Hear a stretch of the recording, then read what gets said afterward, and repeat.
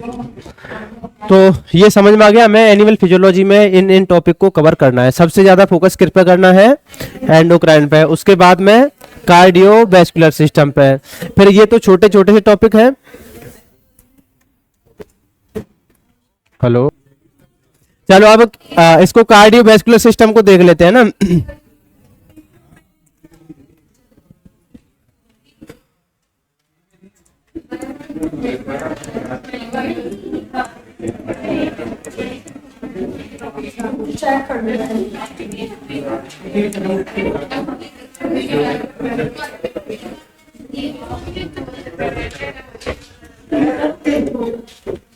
तो cardiovascular system में क्या क्या पढ़ना है ना। कार्डियो का मतलब जानते हो आप? हार्ट होता है।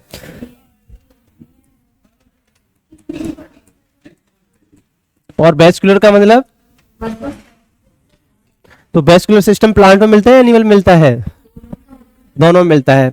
वैस्कुलर को हिंदी में बोलते हैं हम संवहन तंत्र, है ना, मतलब जिसके थ्रू भी कोई ट्रांसलोकेट होके जाता है, उसको बोलते हैं वैस्कुलर सिस्टम। तो जो प्लांट होते हैं उनमें तो जो वैस्कुलर सिस्टम है उसमें जाइलम और फ्लोएम होते हैं। तो न्यूट्रिशन वगैरह के लिए तो कौन होगा? जाइलम। और बाकी फूड वगैरह के लिए कौन होगा? फ्लोएम होगा। और अपने में क्या क्या होता है? अपने में आर्टरी और वेन्स होती हैं। तो वैस्कुलर सिस्टम को हम क्या बोलते हैं? इसको कंडक्टिंग सिस्टम भी बोलते हैं और इसको क्या बोलते हैं? संवहन तंत्र बोलते हैं। तो ऐसा नहीं है कि ये केवल एनिमल में, प्लांट में मिलेगा, एनिमल में मिलेगा, दोनों में मिलेगा, है ना। एनिमल में भी मिलता है और प्लांट में भी मिलता है। अच्छा, तो अब झलक जो अपना कार्डियोवैस्कुलर सिस्टम होता है ये ओपन होता है या क्लोज होता है? क्लोज होता है। क्लोज का मतलब ये है कि इसमें से कोई फ्लूइड वगैरह बाहर निकलेगा या नहीं निकलेगा?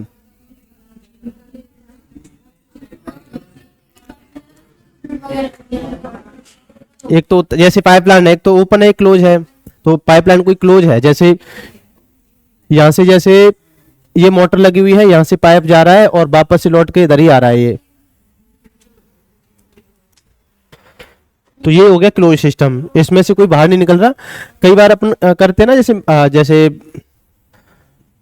कई बार ऐसे लगानी होती है हमें, जैसे मान लो कोई सिस्टम चल रहा है, कोई मशीन वगैरह हीट हो जाती है ना, तो उसको ठंडा रखने के लिए हम क्या करते हैं? एक जैसे छोटा सा टैंक बनाते हैं ना ऐसे, और उस टैंक में से उस मशीन में पानी जाता है ऐसे, है ना। फिर मशीन में से होके पूरा घूम घाम के वो ऐसे आके और लौट के वापस से इसमें डाल देते हैं। तो इस टैंक में तो ठंडा होता रहता है, पानी ओपन होता है ना टैंक, फिर वापस से इस टैंक में से मशीन में जाता है और फिर मशीन में घूम घाम के फिर से टैंक में आ जाता है। तो इसमें क्या होता है कि जितना मशीन में होके जा रहा है उतना ही लौट के वापस से आ रहा है। ये एक तरीके से क्लोज सिस्टम होता है। ये देखा होगा ना आपने, मोस्टली जैसे गाँव में इंजन वगैरह वो चलते हैं ना, तो इंजन वगैरह में देखा है ना आपने, पानी वगैरह जाता है और वापस से उसमें से लौट के भी आता है। तो वो क्यों करते हैं ऐसा? मतलब मशीनरी कोई भी हीट हो जाती है ना, तो उसको ठंडा रखने के लिए। मतलब जैसे आपका हेड होता है ना, ऐसे उसमें इंजन में भी हेड होता है, पता है नहीं बात? इंजन का ऊपर वाला जो पार्ट होता है ना, उसको हेड बोलते हैं। तो वो गर्म हो जाता है, तो उसको ठंडा रखने के लिए उसमें ऐसे बिल्कुल छिद्र होते हैं, तो उनमें होकर पानी जाता है और फिर बाहर निकल के आ जाता है। फिर वो टैंक में जब बाहर गिरता है तो उसमें ठंडा होता रहता है, तो उसकी वजह से मशीनरी गर्म नहीं होती है ना। तो अब अपने सिस्टम की बात चल रही है कि अपना सिस्टम जो है वो ओपन है या क्लोज है। क्लोज है तो इसका मतलब उसमें से कुछ भी बाहर नहीं निकलना चाहिए ना। लेकिन आपको पता है कि अपना जो ब्लड है, वैसे टोटल कितना होता है ब्लड? 5 से 6 लीटर है ना ब्लड होता है। लेकिन ये ब्लड जैसे हार्ट से जाएगा आर्टरी, आर्टरी से आगे जाके है ना आर्टरियोल और कैपलरी, कैपलरी से टिश्यू लेवल पे फ्लूइड का वो होता है ना, मतलब O2 CO2 का, ग्लूकोज का एक्सचेंज होता है। तो वहां पे पता है एक दिन में कितना फ्लूइड बाहर निकल जाता है वेसल से, कैपलरी से? टोटल अपना कितना होता है? 5 से 6 लीटर होता है। और टिश्यू लेवल पे एक्सचेंज होता है O2 और CO2 का, तो उसके साथ फ्लूइड भी बाहर निकल जाता है, क्योंकि कैपलरी जो होती है ना उसमें से फ्लूइड बाहर निकल सकता है। तो कितना निकल जाता होगा एक दिन में? एक दिन में 180 लीटर निकल जाता है बाहर, लीटर। अब आप बोलोगे इतना तो अपना ब्लड ही नहीं है। टोटल ब्लड कितना है? 5 से 6 लीटर। और बाहर कितना निकल जाता है उसमें से? तो ये उसी तरीके से है जैसे आपको मोल बाय में बताया था ना कि बैक्टीरिया का जो डीएनए रेप्लिकेट होता है, रेप्लिकेशन में लगता है उसको 40 मिनट। और बैक्टीरिया को कंप्लीट डिवाइड होने में कितना टाइम लगता है? 20 मिनट। तो बैक्टीरिया 20 मिनट में कंप्लीटली 1 से 2 जनरेशन बना देता है। और जब कोई 1 से 2 जनरेशन बनाता है तो उसमें G1S G2M सारी फेज आती हैं। और बैक्टीरिया को ओनली रेप्लिकेशन में कितना टाइम लगता है? 40 मिनट ओनली रेप्लिकेशन में। और डिवाइड कितने टाइम में हो जाता है? तो बैक्टीरिया 20 मिनट में डिवाइड हो जाता है, जिस 20 मिनट में से 40 मिनट किसमें लगते हैं उसको? रेप्लिकेशन में। समझ में आ रही बात?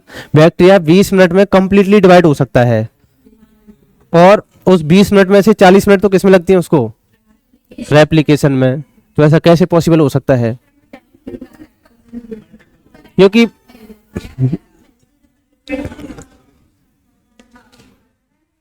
तो कुल मिला के मैं ये बताना चाह रहा हूं, अपन बोलते तो ऐसे हैं ये अपना क्लोज सिस्टम होता है, लेकिन एक्चुअल में फिर भी कितना बाहर निकल जाता है उसमें से?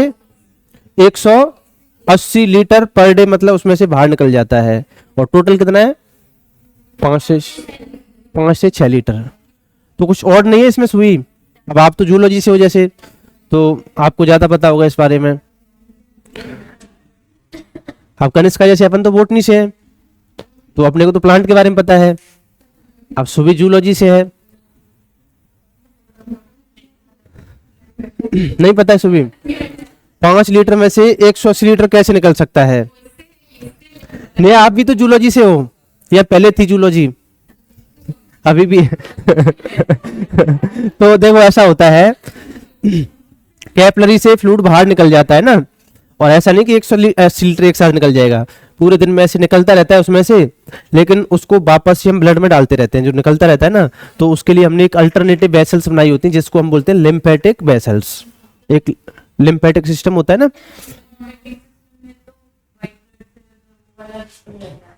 लिम्फेटिक सिस्टम में क्या होता है वैसे, क्या क्या मिलता है उसमें?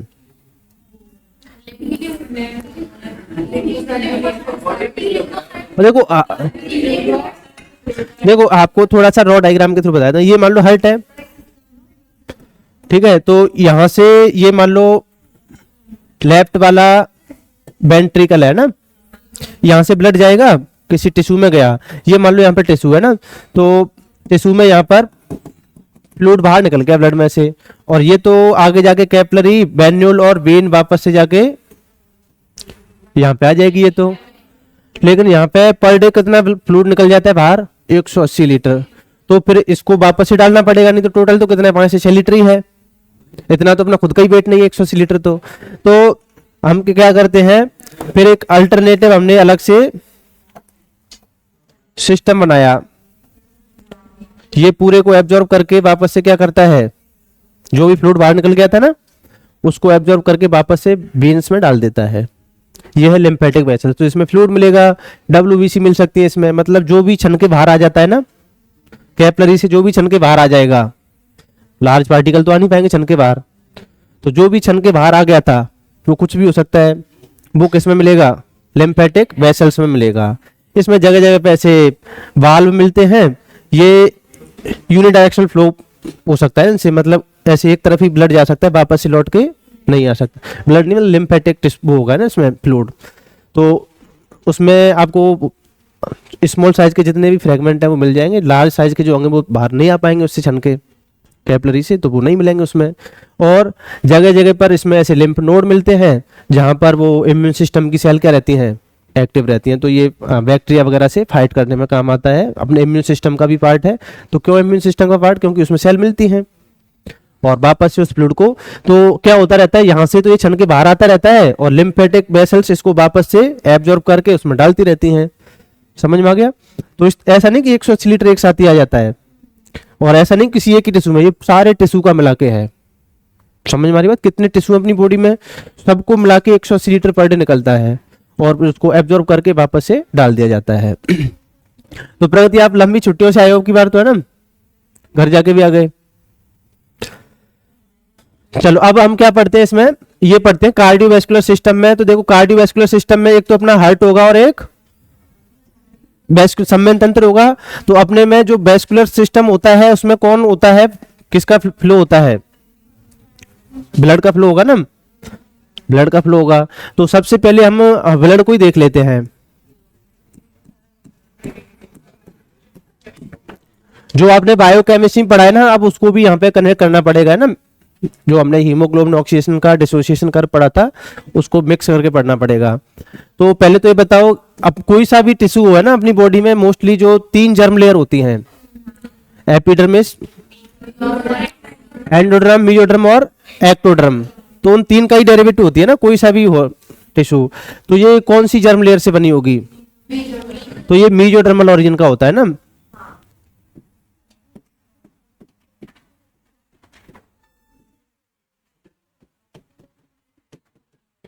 क्योंकि ये कैसा टिश्यू है? एक लूज कनेक्टिव टिश्यू है।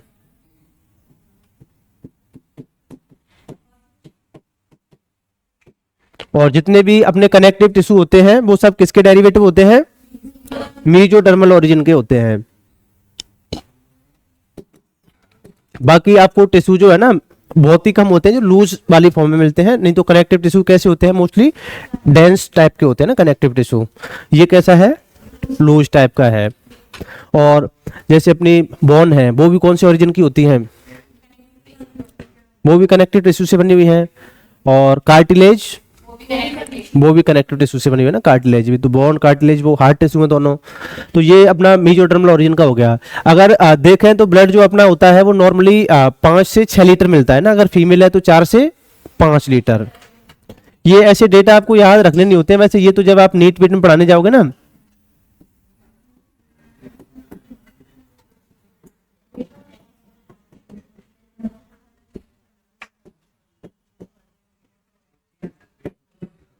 ये तो जब आप नीट वगैरह में जाओगे तो वहां ऐसे बोलते हैं बेस बेस बनाते हैं टॉपिक का ऐसे, तो उसके लिए काम में आते हैं। बाकी अपने नेट में ऐसे इनका डेटा का कोई लेना देना नहीं होता है ना। आपको पता है ना, अपन डोनेट करते हैं ना ब्लड, तो उसमें बोलते हैं 1 यूनिट 2 यूनिट, तो 1 यूनिट में कितना होता है? 1 यूनिट में कितना ब्लड होता है? कितने लीटर होता है? डोनेट नहीं किया ना किसी ने अभी तक? किसी ने भी नहीं किया? घनश्याम आपने भी नहीं किया डोनेट? किया है? तो 1 यूनिट में कितना होता है?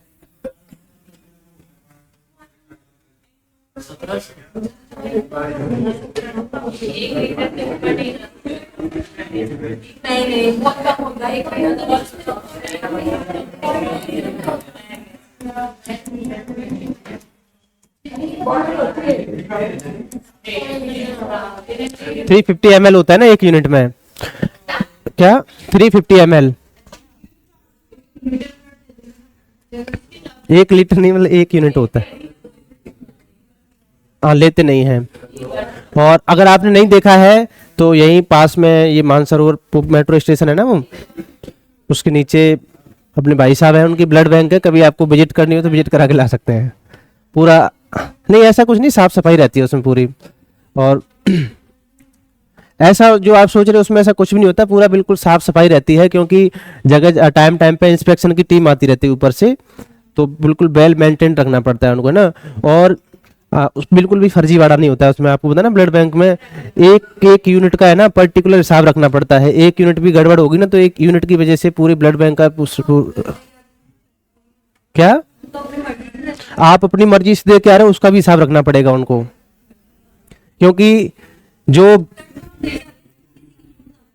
हाँ हिसाब ऐसे रखना पड़ता है, क्योंकि जिसमें ब्लड कलेक्ट करते हैं तो उसके लिए जो थैली आती है ना, पॉकेट आती है, वो उस पे यूनिक नंबर होता है। ऑल इंडिया में जितनी भी पॉकेट बनती है ना, वो सब पे एक यूनिट नंबर होता है ना, उस पे बारकोड भी होता है, एक यूनिक नंबर होता है। और वो कहाँ से बन के आई है, कहाँ से बनने के बाद में कहाँ कहाँ पर गई है, पूरा ट्रैक रिकॉर्ड रहता है उसका। हाँ। क्या? हाँ देखो 350 ml देखा है हमने तो। हाँ 350 ml होता है वैसे।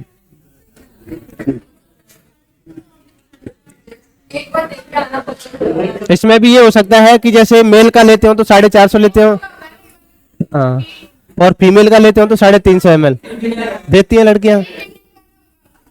कई में क्या होता है कि हीमोग्लोबिन वगैरह इनका लेवल बढ़ जाता है ना, तो उनको सलाह देते हैं कि आपको हर 3 महीने में 6 महीने में एक बार डोनेट करना पड़ेगा ब्लड। ऐसे तो ऐसा नहीं कि लड़कियां कमजोर हैं, मतलब लड़कियां भी खूब देती हैं ब्लड। तो उसका, अब जैसे मेरा शरीर भले ही कमजोर है, लेकिन एक बार मैंने ब्लड दिया था ऐसे ऐसे मतलब, हाँ वेट वेट तौलते हैं उसमें ना, तो वेट होना चाहिए मतलब 55 केजी से ऊपर होना चाहिए वेट। तो लड़कियों के लिए कम होता है वो, ये तो मेल के लिए है, लड़कियों के लिए कम होता है क्या? अरे उसके बाद में थोड़े से ऐसे चक्कर आते हैं, उसके बाद में जूस पिलाते हैं, केला वगैरह भी देते हैं। ये चलो, ये मेल में तो कितना मिलता है 5 से 6 लीटर, और फीमेल में कितना मिलता है 4 से 5 लीटर मिलता है। किस किस काम में आता है ब्लड? वैसे किस काम में आता है ब्लड? चढ़ाने के लिए देखो O2, CO2, ग्लूकोज, इनको ट्रांसपोर्ट करने में काम आएगा। और अपनी बॉडी की जो पीएच होती है ना, इसको मेंटेन करने के काम में आता है ना बॉडी की पीएच को। तो पीएच का क्या हो गया? ये रेगुलेटर हो गया। तो जनक, इसकी खुद की पीएच कितनी होती है ब्लड की वैसे?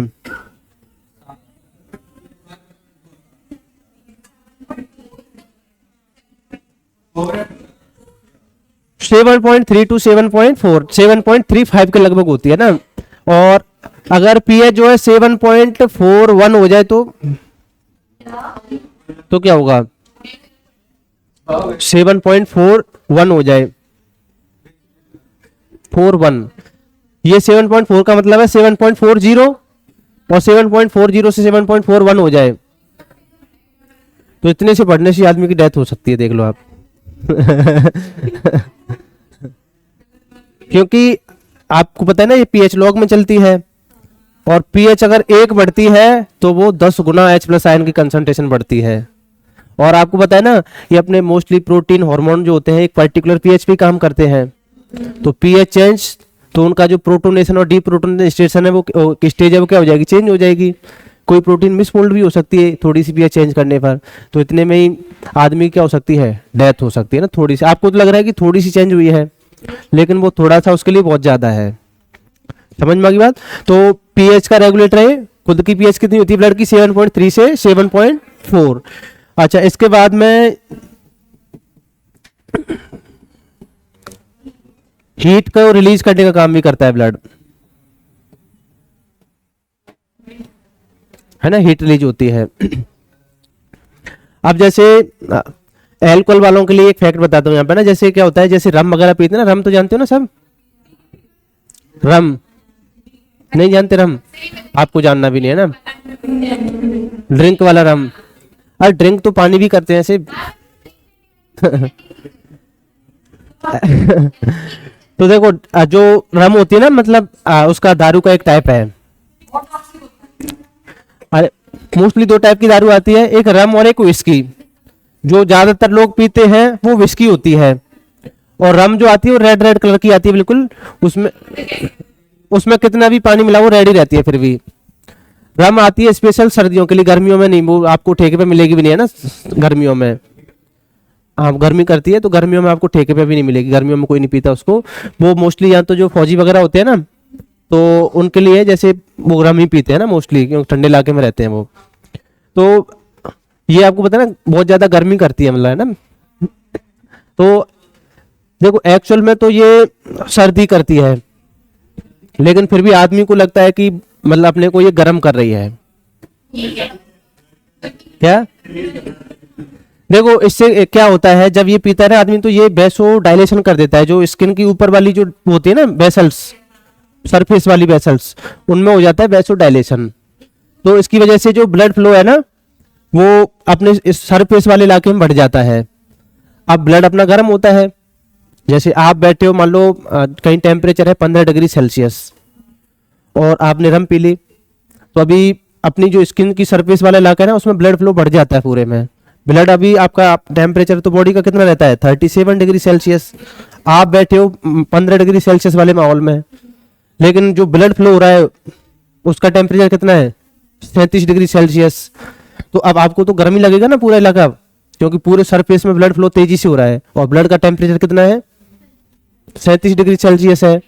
तो आप ठंडे इलाके में बैठे हो लेकिन फिर भी आपको गर्म फील होगा, क्योंकि सरफेस वाले इलाके में ब्लड फ्लो क्या हो गया है, बढ़ गया है। अब उससे आपको लग रहा है कि हम गर्म हो गए, आप गर्म तो एक्चुअल में हो गए, लेकिन वो किस वजह से हुए हो? ऐसा नहीं कि उस अल्कोहल ने आपको गर्म कर दिया है, ऐसा थोड़ी कि उसने आपको गर्म के लिए कुछ एनर्जी दे दी। केवल आपकी अंदर की जो बॉडी थी बस उसको बाहर की साइड में क्या कर दिया, अब इससे ये तो इसका वो हो गया, आपको गर्म कर दिया। अब आप कपड़े वगैरह ओढ़ के सो जाते हो या बैठे हो तब तो कोई दिक्कत नहीं है, लेकिन अगर आप खुले में बैठे हुए हो तो नॉर्मली जो आपकी बॉडी से हीट लॉस होती वो कम होती, लेकिन अब ब्लड फ्लो ज्यादा हो रहा है सरफेस पे, तो अब आपकी बॉडी से हीट लॉस जल्दी होगी। तो अगर आप अल्कोहल पीने के बाद में सर्दी में बैठे रहते हो तो आप जम भी सकते हो, क्योंकि आपकी हीट जल्दी रिलीज हो जाएगी। और एक नॉर्मल पर्सन जिसने अल्कोहल नहीं लिया है तो ऐसा नहीं कि उसके अंदर एनर्जी कम है ज्यादा, एनर्जी लेवल बराबर है दोनों के अंदर, बस ये है कि उसकी जो एनर्जी है वो अंदर ही ट्रैप है, अभी उसको फील नहीं हो रहा, लेकिन वो ज्यादा टाइम तक सर्वाइव कर सकता है। लेकिन जिसने अल्कोहल ले लिया वो उसकी हीट जल्दी रिलीज हो जाएगी। तो अगर वो घंटे 2 घंटे बैठा रहता है तब तक तो कोई दिक्कत नहीं है। जैसे मान लो किसी को 2 घंटे मतलब ऐसे बैठना है कहीं पे, तब तो वो रम पी के आराम से बैठ सकता है, उसको सर्दी नहीं लगेगी, फिर उसके बाद में वो आके सो जाता है, कोई दिक्कत नहीं होगी उसको। लेकिन अगर वो पूरी रात ही बैठा रहता है सर्दी में तो फिर उसके लिए वो खतरनाक कंडीशन है उसके लिए, क्योंकि उसकी हीट रिलीज हो गई तो फिर वो जल्दी से जम जाएगा, वो बैठा ही रह जाएगा फिर वो समझ में आ गया। तो ये मतलब ये एक साइकोलॉजिकल वो है, मतलब फैक्ट, उसको लगता तो ऐसा है कि ये अपने को, हाँ तो फिर तो लेते रहो, कोई दिक्कत नहीं है। तो दारू कोई एनर्जी थोड़ी देती है अपने को, दारू कोई एनर्जी नहीं देती अपने को। क्या दारू मतलब ऐसा है कि आप लिटिल बिट ले रहे हो तब तो ठीक है, और ज्यादा तो रोटी भी खाओगे वो भी है ना खतरनाक है, कोई भी चीज ज्यादा करोगे वो खतरनाक है। हाँ तो बाकी तो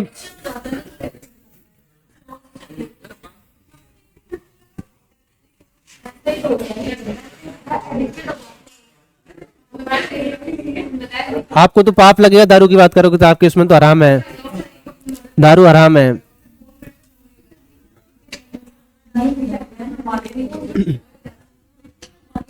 अब देखो ब्लड जो होता है उसमें ब्लड में मिलता क्या है, ब्लड में आपका एक तो होता है फॉर्म्ड एलिमेंट और दूसरा क्या होता है, प्लाज्मा।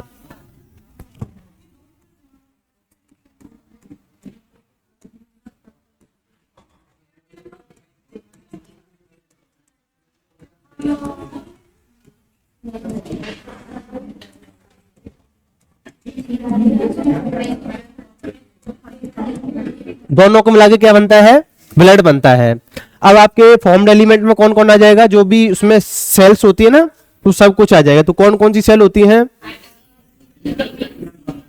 आरबीसी, डब्ल्यूबीसी और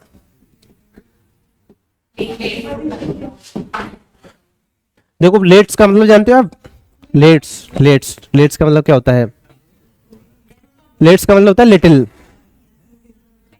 हाँ जैसे प्लांट लेट,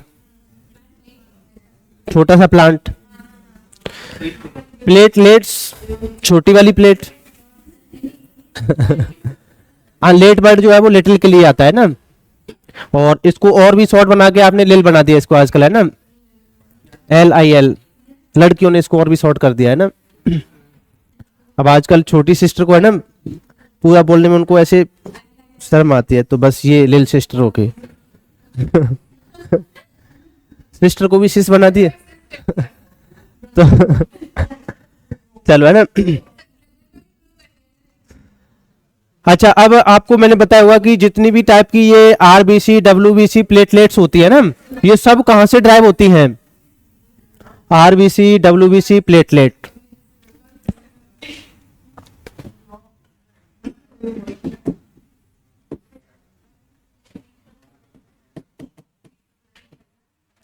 तो प्लाज्मा जो होता है 55% होता है, और पी से पीला भी होता है ना ये, और थोड़ा सा पारदर्शी टाइप में होता है, ट्रांसल्यूसेंट बोलते हैं इसको। तो ये कितना होता है टोटल 55% होता है और बाकी ये 45% होता है। तो देखो ये आपको मैंने पढ़ाया था ना, जैसे सबसे पहले अपनी एक होती है हिमेटोपोइटिक स्टेम सेल, फिर इससे क्या बनती है,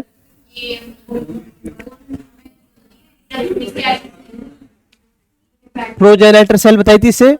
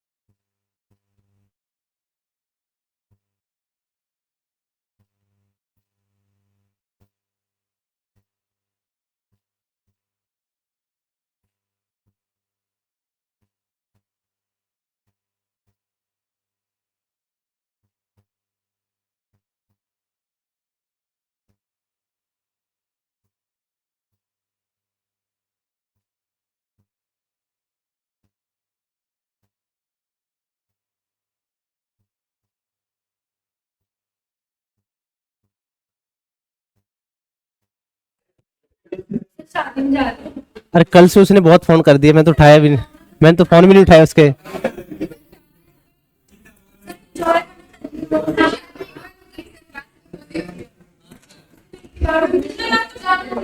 कासोट में प्रोग्राम, कासोट नाम सुना है, कासोट, डीग, डीग, डीग भी नहीं सुना है, डीग सुना है, तो डीग में ही डीग तहसील है और डीग तहसील में कासोट गांव है। रात को लौट ऐसे, अगर शादी में क्या बोल रहे हो ऐसे अगर रेस्ट करेंगे ना तो आधे दिन भी क्लास नहीं लग पाएंगी साल में, आपको पता है ना। चलो अभी क्लास तो ले लेते हैं पहले।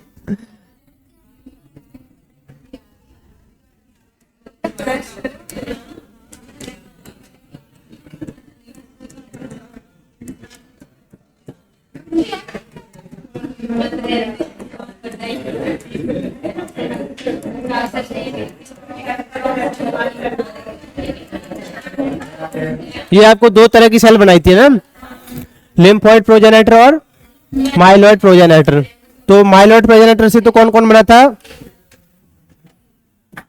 आरबीसी, डब्ल्यूबीसी और इससे प्लेटलेट भी बनी थी। इससे बनी थी आपकी डब्ल्यूबीसी की जो बी लिम्फोसाइट और टी लिम्फोसाइट, एक बनी थी एनकेसी, है ना, नेचुरल किलर सेल्स। ये आपको बता दिया था ना शायद बायो में ना। तो ये होती है आपकी हिमेटोपोइटिक स्टेम सेल्स। इससे दो तरह की प्रोजेनेटर सेल बनती है, लिम्फोइड प्रोजेनेटर और माइलॉइड प्रोजेनेटर। लिम्फोइड आगे जाके क्या क्या बनाती है, बी लिम्फोसाइट, टी लिम्फोसाइट और नेचुरल किलर सेल। फिर माइलॉइड से क्या क्या बनेगा, आरबीसी, डब्ल्यूबीसी और प्लेटलेट्स। समझ में आ गई बात। तो अभी हम यहाँ पे चल रहे थे ना पीछे, ये फॉर्म्ड एलिमेंट थे। आवाज आ रही है? अच्छा, और अब देखो इसके अलावा प्लाज्मा में क्या क्या मिलेगा। प्लाज्मा की भी अगर बात करें तो प्लाज्मा में लगभग 92% वाटर होता है। अब 55 में 92% कैसे हो सकता है? मतलब ये तो पूरे ब्लड का 55% होता है। अब हम केवल प्लाज्मा की बात कर रहे हैं ना, अब इसको डब्ल्यूबीसी आरबीसी कोई मतलब नहीं है। तो इस प्लाज्मा में भी क्या होगा, 92% वाटर होगा। बाकी प्रोटीन होंगी इसमें, मोस्टली क्या होती है, प्रोटीन। और क्या होंगे, सॉल्ट होगा। और इसमें आपको ग्लूकोज मिलेगा नहीं मिलेगा, ग्लूकोज भी मिलेगा। तो मोस्टली इसमें वाटर है, प्रोटीन है और ग्लूकोज है। सॉल्ट में वही, अगर मैं आपसे पूछूं कि सॉल्ट में कौन कौन से आयंस मिलेंगे, तो आपको मैंने बताया ना कि जब सेल बायोलॉजी स्टार्ट की थी, जब ECF में तो Na प्लस मिलेगा, Ca+2 मिलेगा, HCO3 माइनस मिलेगा और K प्लस भी मिल सकता है ना, लेकिन K प्लस सेल के अंदर की साइड में ज्यादा रहता है ना, ECF में कम होता है।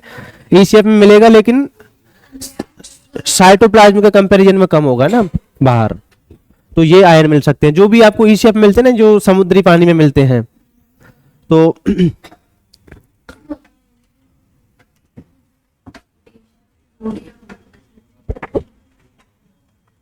अभी जो वो है ना सुधांशु त्रिवेदी, उसने दिया था साइंटिफिक रीजन। सुधांशु त्रिवेदी को जानते होंगे आप? नहीं जानते? आज का गूगल है आज के टाइम का वो। सुधा प्रवक्ता है बीजेपी का वैसे, सुधांशु त्रिवेदी। किसी भी टॉपिक पे कहीं भी डिबेट कर लो आप उसको, है ना, सारे फैक्ट रटे हुए हैं उसको। क्या ये कौन सा है?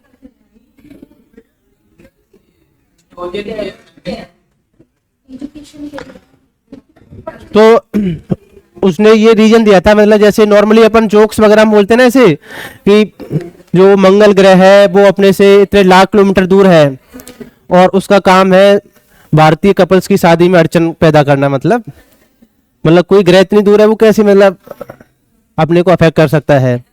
तो उसने एग्जांपल दिया था कि जैसे जो चंद्रमा होता है ना, चंद्रमा जो है वो उसकी वजह से समुद्र में ज्वार भाटा आता है अपने में, आपको पता है ना, उसकी ग्रेविटी की वजह से।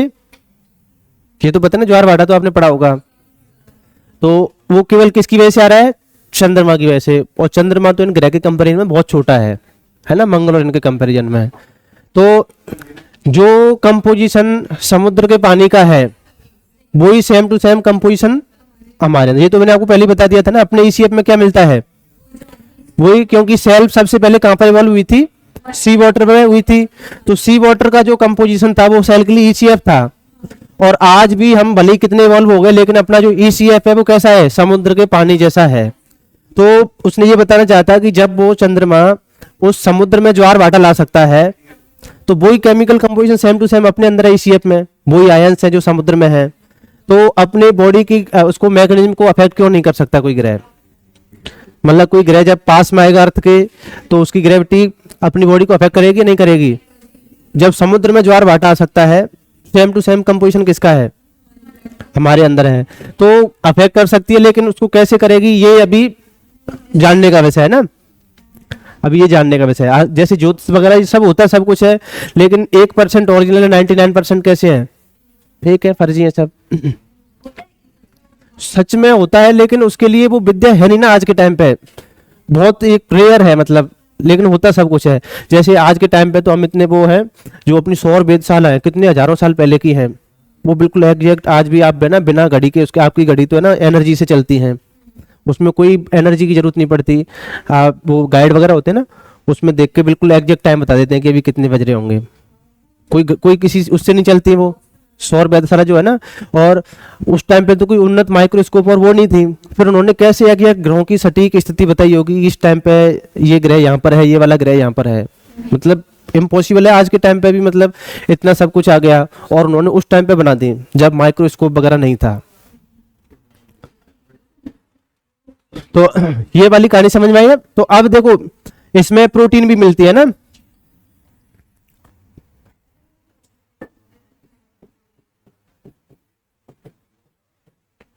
प्रोटीन कौन कौन सी मिलेगी इसमें? एल्ब्यूमिन,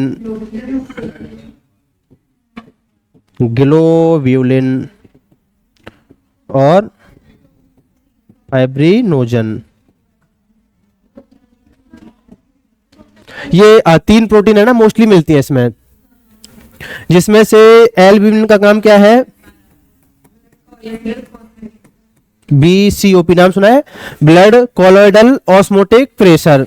मतलब ब्लड का जो ऑस्मोटिक प्रेशर है ना, ऑस्मोटिक प्रेशर का मतलब जानते हैं ना, जैसे कि ब्लड में से अगर हम आयंस को निकाल दें तो ब्लड का अमाउंट घट जाएगा, बढ़ जाएगा, फिर घट जाएगा। ब्लड में से आयंस निकाल दोगे तो पानी भी नहीं रहना चाहेगा ब्लड में फिर, पानी भी बाहर रिलीज हो जाएगा ई शेप में। मतलब ब्लड वेसल्स में ब्लड है तो उसमें मोस्टली तो 55% तो क्या है, प्लाज्मा है, पानी है। अगर आप उसमें से इन आयंस को निकाल दो, प्लाज्मा में से प्रोटीन सॉल्ट इनको निकाल दो, तो क्या पानी रहना चाहेगा वेसल्स में?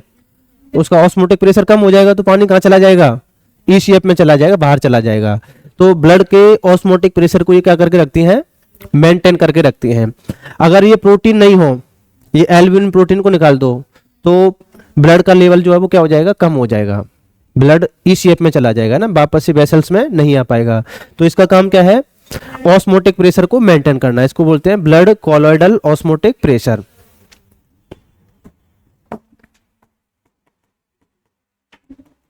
ब्लड कॉलॉइडल ऑस्मोटिक प्रेशर को मेंटेन करेगा। दूसरा है आपका ग्लोबुलिन।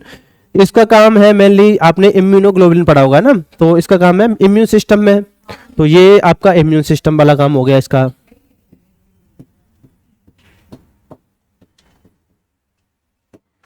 तीसरा है आपका फिब्रिनोजन, है ना, ये किस काम में आएगी?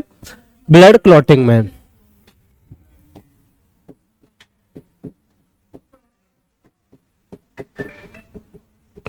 तो ये है ना इनका मेन काम। इसका तो ब्लड कॉलॉइडल ऑस्मोटिक प्रेशर को मेंटेन करने का। ग्लोबुलिन का तो आपने जो पढ़ा होगा ना, IgA, IgD, IgE, IgM, ये सब पढ़ा होगा। तो ये सब इसी से बनते हैं ना, ग्लोबुलिन प्रोटीन से। अच्छा, ये तो हो गया प्लाज्मा, है ना। ये जो फाइब्रिनोजन है अभी इसका ये इनएक्टिव फॉर्म में मिलती है ना ब्लड में। अगर ऐसे एक्टिव मिलेगी तो ये तो ब्लड की क्लॉटिंग कर देगी फिर। तो जब ब्लड का क्लॉट बन जाता है तो उस जगह पे आपको ये फाइब्रिनोजन नहीं मिलेगी, क्योंकि फाइब्रिनोजन जो है वो उस समय फाइब्रिन में कन्वर्ट हो जाती है। फाइब्रिनोजन अगर किस में कन्वर्ट हो जाए? फाइब्रिन में कन्वर्ट हो जाए तो ब्लड की क्लॉटिंग हो जाती है, और जहां ब्लड की क्लॉटिंग हो जाएगी वहां पे फाइब्रिनोजन नहीं मिलेगी, फिर वो किस में कन्वर्ट हो चुकी होगी? फाइब्रिन में। तो जिस दिन ये फाइब्रिनोजन नहीं रहेगी प्लाज्मा में, उस दिन इस प्लाज्मा का नाम ही सीरम हो जाता है। सीरम तो सुना होगा ना। तो अगर हम क्या करें, प्लाज्मा जो है, देखो अगर हम ब्लड में से क्या निकालते हैं? ब्लड माइनस फॉर्म्ड एलिमेंट, तो बताओ क्या नाम हो जाएगा इसका? प्लाज्मा हो जाएगा। ब्लड में से फॉर्म्ड एलिमेंट को निकाल दो तो प्लाज्मा बचेगा। अच्छा, अगर इस प्लाज्मा से भी हम क्या निकालते हैं?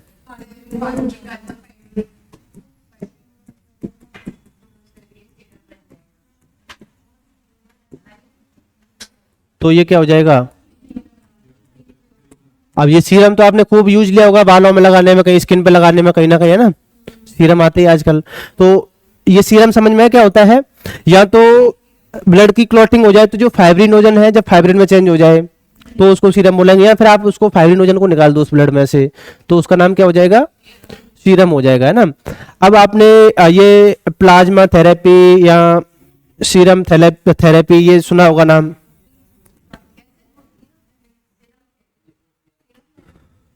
नहीं सुना?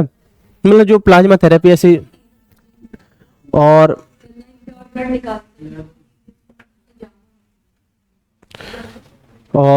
प्लाज्मा डोनर की भी जरूरत पड़ती है कभी कभी, आपको पता है ना, पढ़ा होगा ना।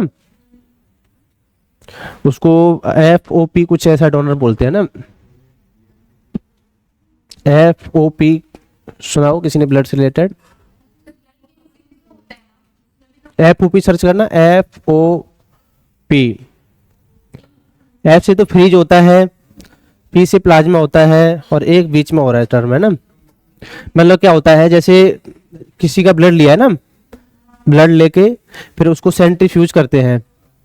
सेंट्रीफ्यूज करने के बाद में उसमें से जो फॉर्म्ड एलिमेंट है उनको तो अलग कर देते हैं, फिर बचता है प्लाज्मा। प्लाज्मा को निकाल के फिर उसको फ्रीजर में लगा देते हैं ना, डीप फ्रीजर में। और नहीं आ रहा FOP? नहीं, ये नहीं है। FOP या FPP बोलते हैं, मैं बता देता हूँ अभी। नहीं, वो तो बालों के लिए है, FPP है ना। हाँ तो ये फ्रेश फ्रोजन प्लाज्मा होता है ना, ये मेथड होती है, इसमें ब्लड को निकाल के उसमें से सेंट्रीफ्यूज करके, और नॉर्मली गांव में तो जैसे ये बोलते हैं,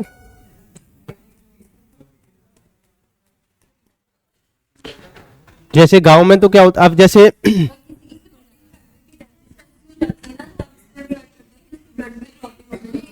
हाँ एफ फ्रेश फ्रोजन प्लाज्मा, हाँ FFP होगा हाँ। अब ये दिक्कत गांव के लोगों के साथ में होती है, जैसे क्या होता है, जैसे कोई पेशेंट वगैरह आता है ना, तो हर किसी को ब्लड की जरूरत नहीं होती, किसी को ब्लड की होती है, किसी को प्लाज्मा की जरूरत होती है, लेकिन गांव में प्लाज्मा वगैरह जानते नहीं है, तो खून बोलते हैं वो, तो है ना, खून की जरूरत है।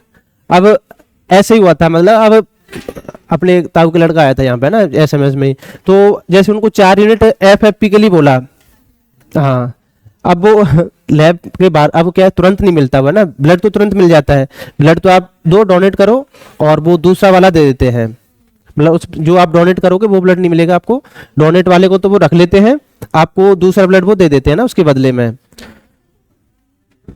वो एक तो ऐसा इसलिए करते हैं क्योंकि डोनर का ब्लड ग्रुप कुछ भी हो सकता है,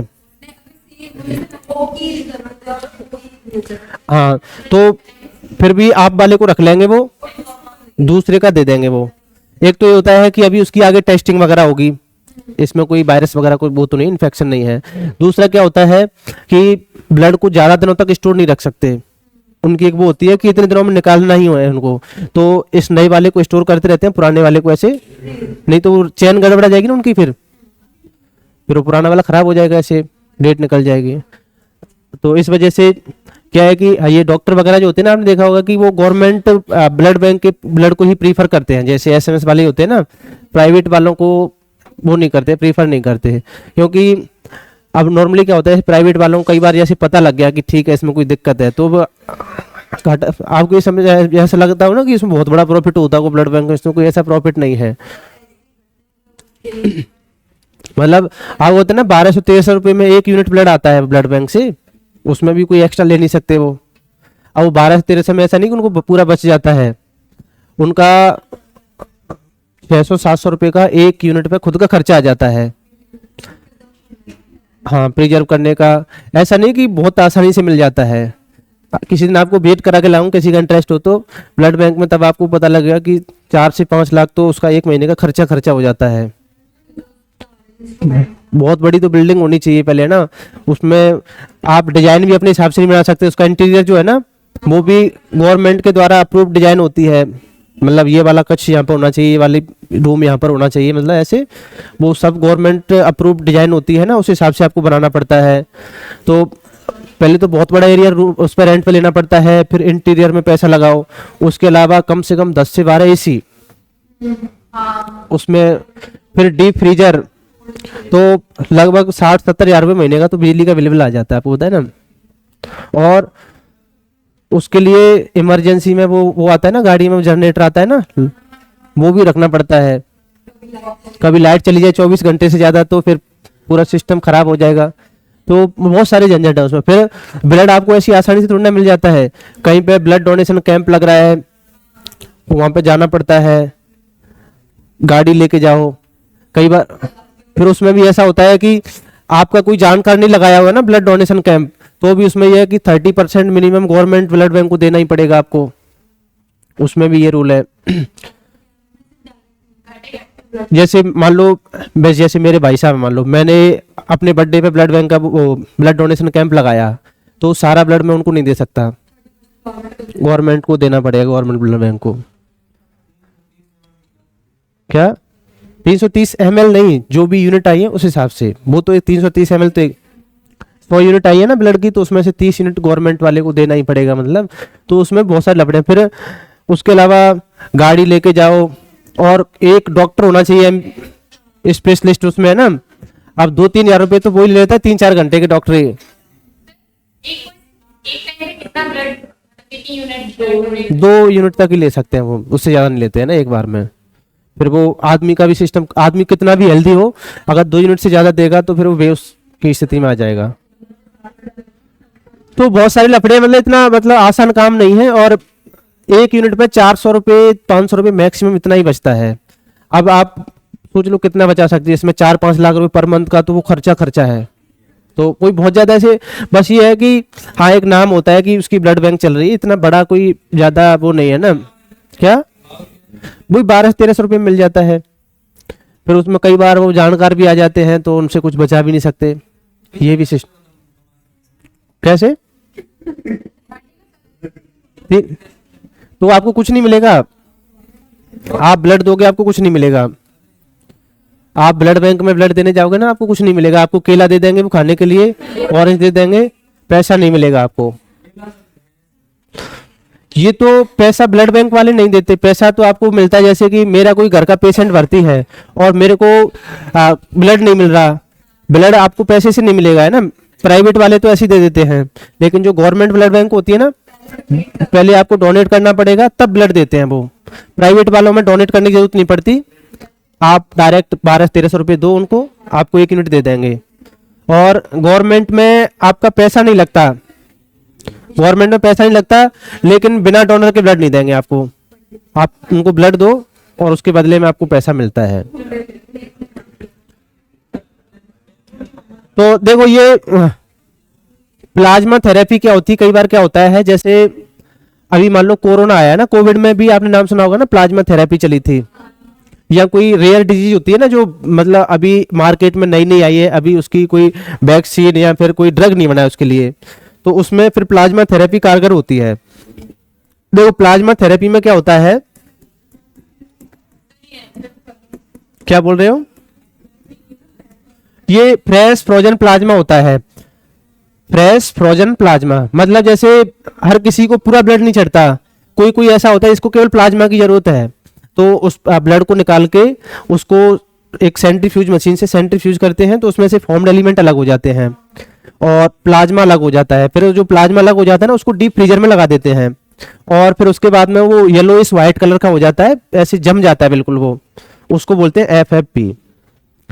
ये आपको ब्लड बैंक में देखने को मिलेगा, आप चाहो तो गूगल पे देख सकते हो, उसमें भी मिल जाएगा। उस पॉकेट में बिल्कुल जम जाता है, तो येलोइश व्हाइट कलर का हो जाता है थोड़ा सा ये, फिर इसको उस पर चढ़ाते हैं, ये होता है ना। तो जो ब्लड होता है वो तो आपको तुरंत मिल जाता है, ब्लड तो तुरंत मिल जाता है। इस प्रोसेसिंग में टाइम लगता है, इसको पहले सेंट्रीफ्यूज करना पड़ता है, ये उसी टाइम पे। इसका मतलब ही क्या है, फ्रेश फ्रोजन प्लाज्मा, मतलब इसको पहले से ही बहुत ज्यादा लंबे टाइम के लिए स्टोर करके नहीं रखते, ये कम ही रहता है उसमें ना स्टोर में, तो ये उसी टाइम पे बनाया जाता है। जब डिमांड आती है ना ऐसे कि अपने को 4 यूनिट FFP चाहिए, तो उस टाइम पे बनाया जाता है। थोड़ा सा इसमें टाइम लगता है, ब्लड तो आपको तुरंत वो निकाल के देते हैं दूसरा, इसमें थोड़ा सा टाइम लगता है, तो उसी टाइम पे ना बनाया जाता है। ये आप गूगल पे देख सकते हो ना, थोड़ा सा येलोइश व्हाइट कलर का हो जाता है ये, हाँ दिख गया ना, हाँ तो हाँ पैकेट में।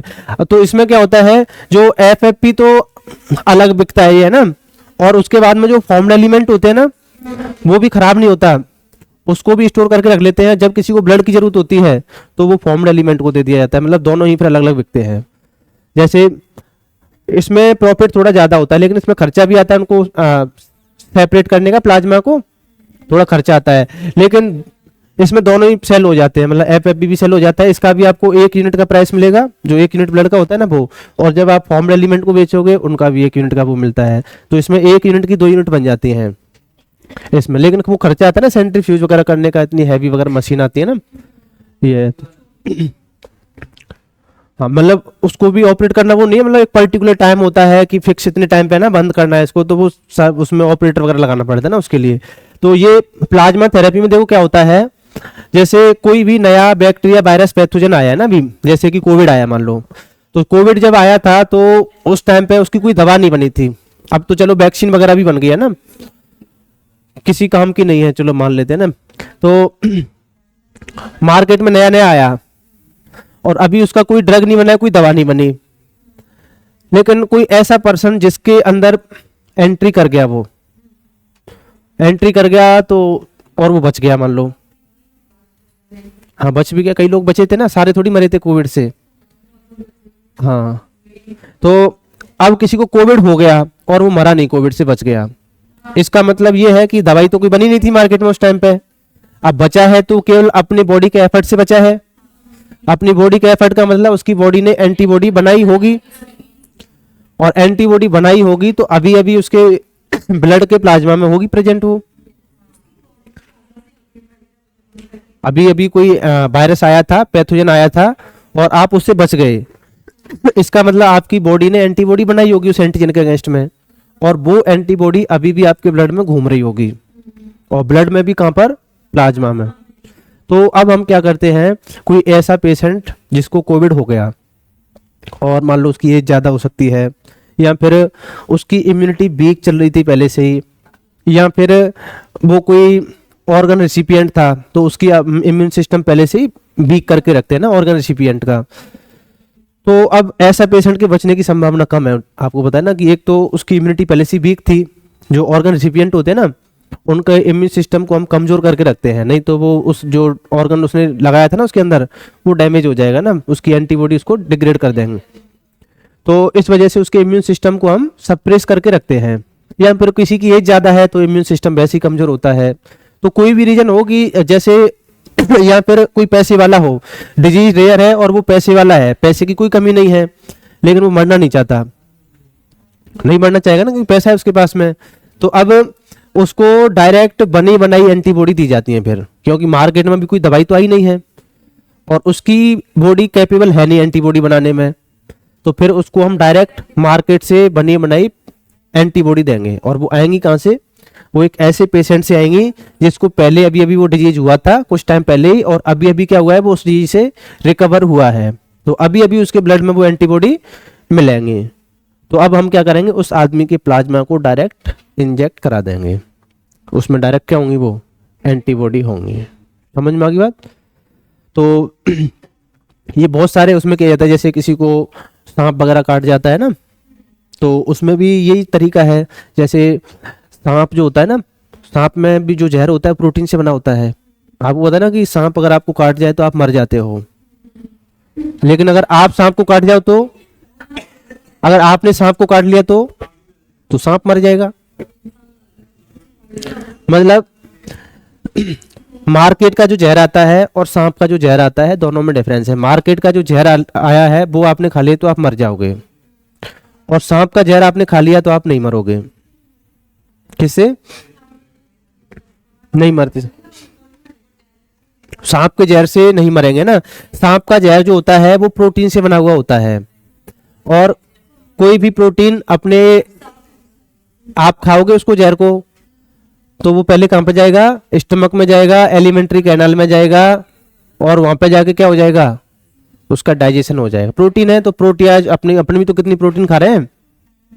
हाँ बताओ, कुछ नहीं होगा अगर आप सांप के जहर को, कई लोगों ने लाइव डेमो दिया है सांप के जहर को पी के दिखाया ना क्या, देखो वो उसका जो जहर है वो डायरेक्ट ब्लड में नहीं जाना चाहिए। ब्लड में चला गया, जैसे आप ट्रायल दे रहे हो पीने का और आपके मुंह में कहीं कट वगैरह लगा हुआ है तो चला जाएगा डायरेक्ट ब्लड में क्या, कहीं से भी सांप खा जाए आप मर जाओगे, ब्लड में ही जाएगा वो।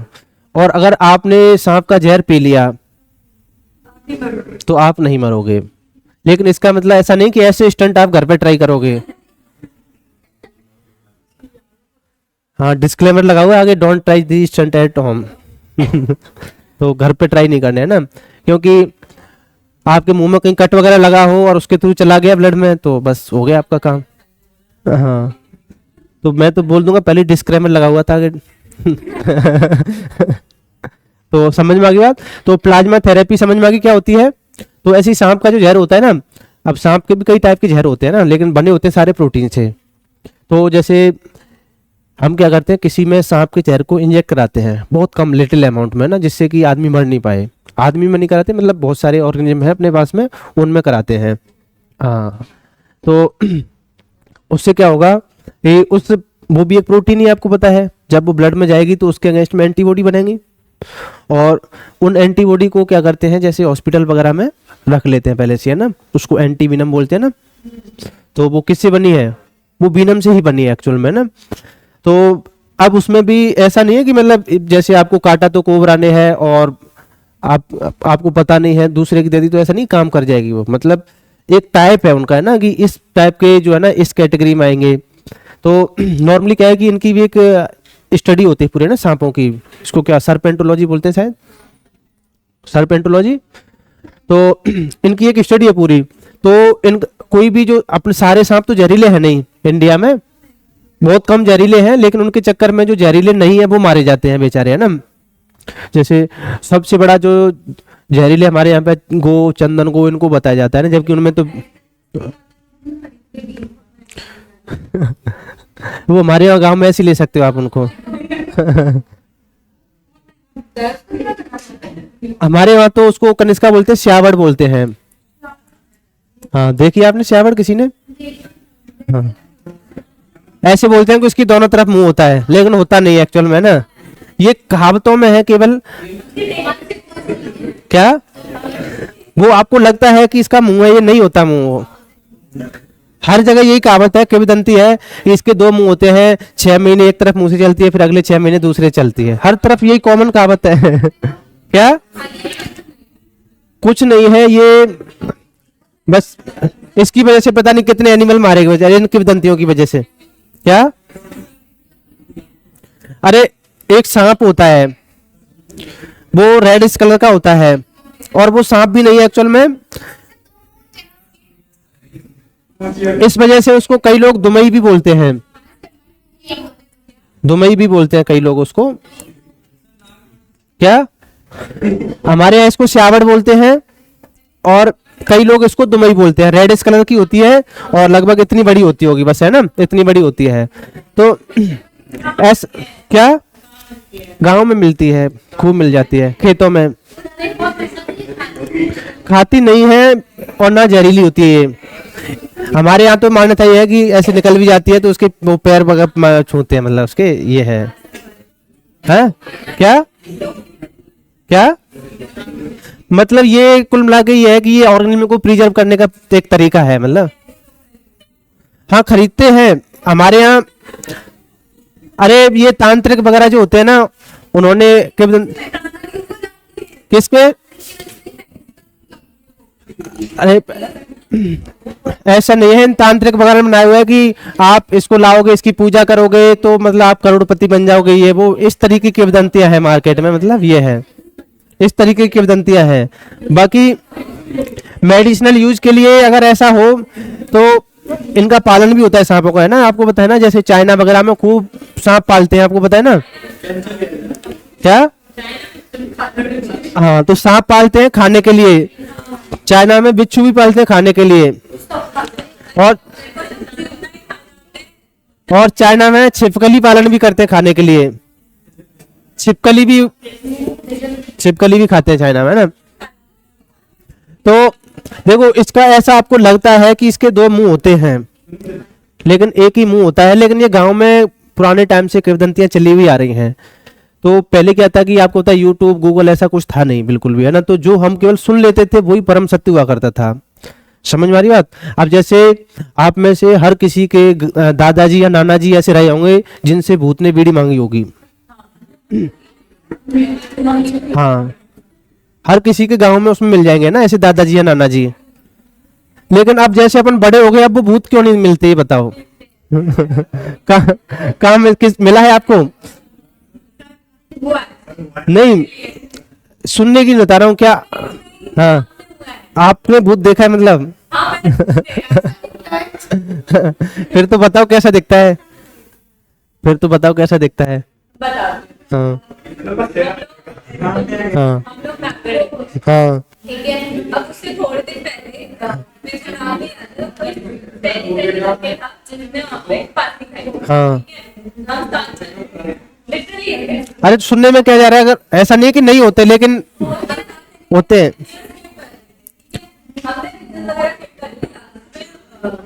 फोटो देख रहे थे, देखे तो सही, वहाँ पे 8 जने की परछाई उस पिक्चर के अंदर क्लियर में दिख रहा है कि 8 जनों हम लोग हर फोटो में 8 जनों की परछाई आ रही है, पीछे वहाँ जाके आ रहा है कि जस्ट 2 दिन पहले डेथ हुई है, जस्ट 2 दिन पहले आपने वहाँ जाके आ रहा है। अरे ठीक है, फोटो फोटो लेते हुए चलते हैं। तो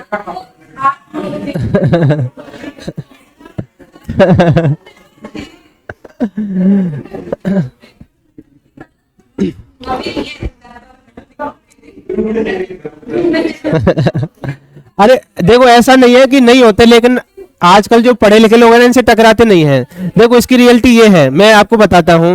देखो नहीं, मैं नहीं मानता कि नहीं होते, ये केवल मानने का वो है। अगर आपको दृढ़ विश्वास है नहीं होते, तो आपको कोई भूत नहीं मिलेगा लाइफ में कभी। और आपने मान लिया कि भूत होते हैं, तो जरूर टकराएगा कहीं ना कहीं। अगर ऐसा है, हाँ, तो बस वही है। अगर आपको दृढ़ विश्वास है कि भूत नाम की कोई चीज नहीं है, आपको कभी लाइफ में नहीं टकराएगा भूत, और आपके अंदर ही ऐसा है कि भूत मिल सकता है, तो कहीं ना कहीं मिलेगा आपको। अब देखो इसका रियल एग्जांपल ये है।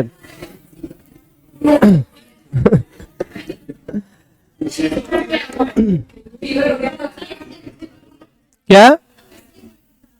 हाँ,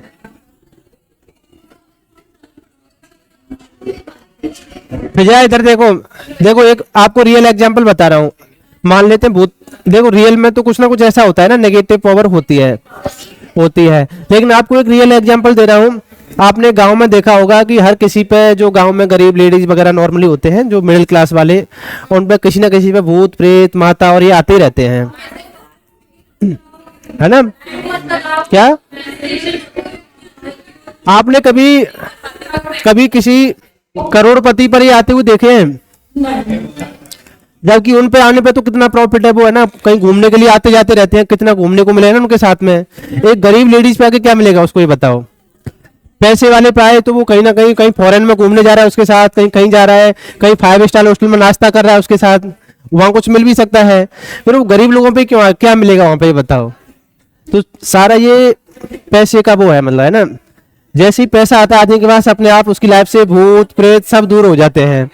और जैसे ही इंसान के पास पैसे की कमी होती है ना, तो सारे देवी देवता भूत प्रेत सब उसी के पास आ जाते हैं। हाँ,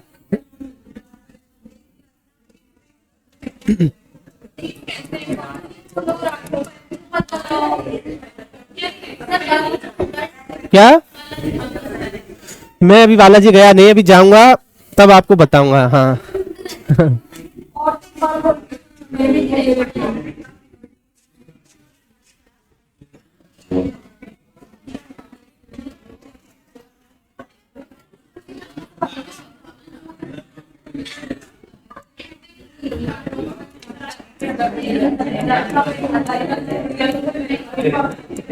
चलो अब आज इधर देखो, आरबीसी है ना।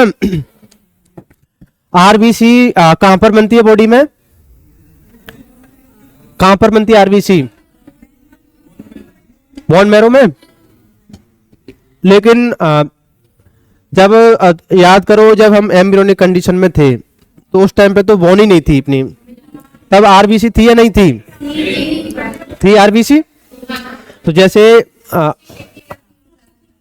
जायगोट से अगर आगे चले,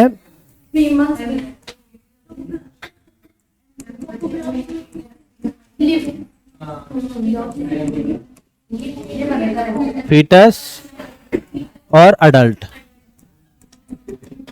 ये वाले बुत है ना। तो जायगोट में तो मिलती नहीं आरबीसी। अच्छा, एम्ब्रियो बताओ, एम्ब्रियो में कहां पर बनेगी सबसे पहले? योक में बनेगी ना सबसे पहले। तो योक में बनना है ना, स्टार्ट हुई थी सबसे पहले। फिर योक से क्या, उससे एम्ब्रियो से क्या बना? फीटस बना। तो फीटस में कहां पर बनी सबसे पहले? ये लीवर में, स्प्लीन में, और आपके थाइमस में बनती है, और जो लिम्फ नोड वगैरह होते हैं ना, उनमें भी बनती है। तो ये इसकी साइट है ना आरबीसी प्रोडक्शन की। फिर अडल्ट हो गया ना, तो अडल्ट में कहां पर बनती है? बोन मैरो में।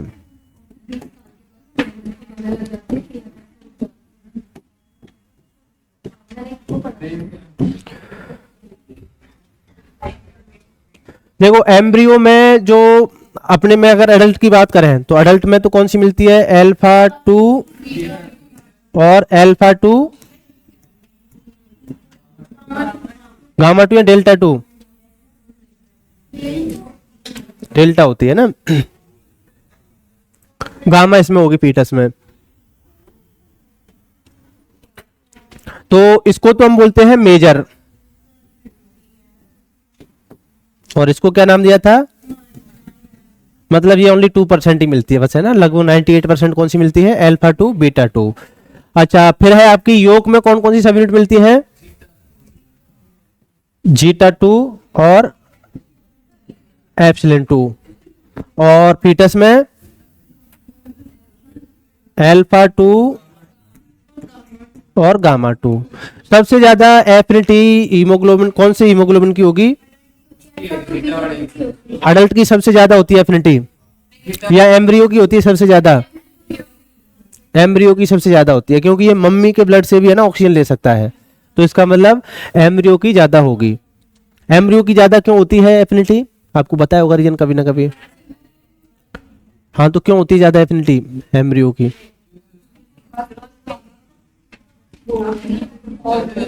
जनक पढ़ा था क्या आपने? हीमोग्लोबिन ऑक्सीजन डिसोसिएशन कर्व में पढ़ाया था ना, तो एम्ब्रियो वाले की ज्यादा होती है ना एफिनिटी, तो क्यों होती है? किसमें?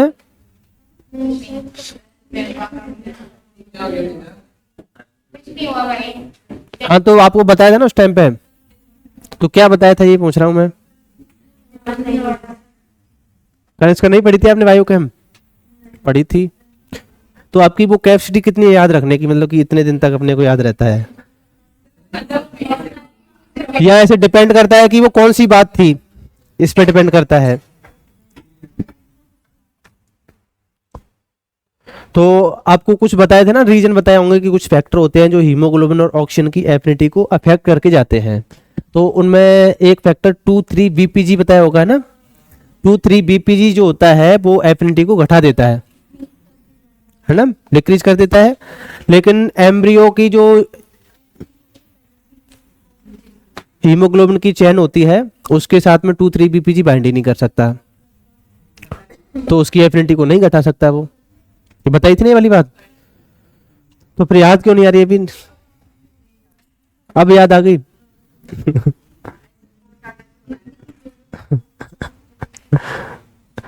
चलो, ये तो आप कहां पर का प्रोडक्शन होता है ना। फिर आपको एक ये डायग्राम और बताया होगा ना, इसका क्वेश्चन यहीं पे आएगा ना। मतलब टाइम के बड़े हो जाते हैं तब अपना बोन मैरो बनता है। अब बोन मैरो भी अपनी बहुत सारी है, तो कौन सी बोन मैरो कब तक अपना साथ देती है ये बताया था अगर आप। तो सबसे पहले टीबिया, फिर फीमर, फिर रिब्स, फिर स्टर्नम,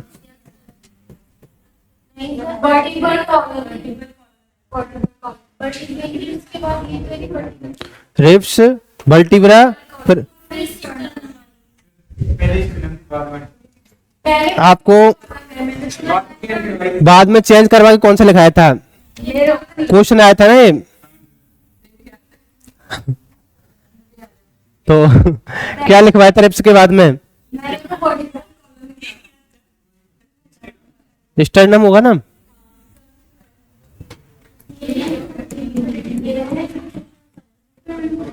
और फिर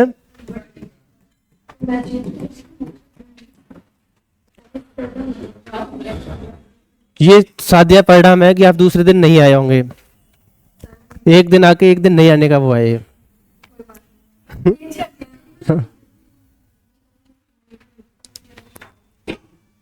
अब ये मेरे को भी याद नहीं रहता, क्यों नहीं रहता पता है? क्योंकि मैंने 2 साल तो क्या लिखा है यहाँ पे शुरू में, तो मेरे को खुद कंफ्यूजन हो जाता है, वो माइंड में सेट नहीं हो पा रहा है। कुछ दिन तक तो ऐसे याद रहेगा ये, फिर उसके बाद में जैसे ही दिमाग अनकॉन्शियस स्टेज में जाएगा फिर वो पुराना वाला ही याद आ जाता है।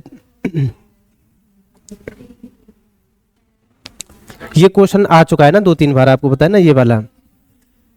तो जो अपनी मेन बोन्स है ना अपनी बॉडी की, वो अपना बहुत जल्दी साथ छोड़ देती हैं।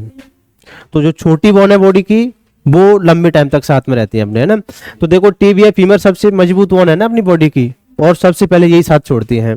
तो ये टिबिया, फीमर, फिर रिब्स, फिर स्टर्नम और वर्टिब्रा।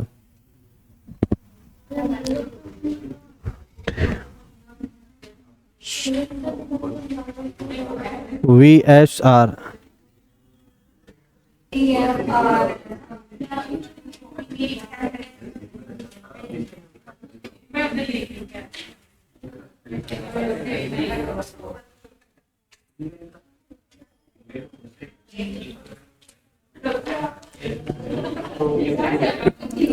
तो ये तो हो गए क्या?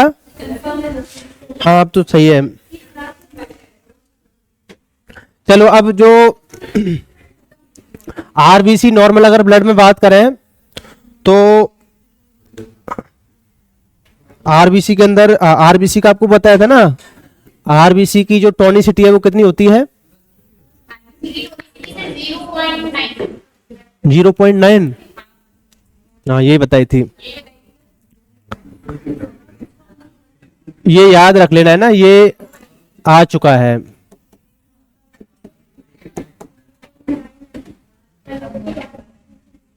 जीरो 0.9 लिख लेना बस। मतलब इतने वाले साल्ट कंसंट्रेशन में इसको डाल दें अगर, तो पानी ना तो इसके अंदर जाएगा ना इसके बाहर आएगा। ये टोनिसिटी बताया था आपको, है ना।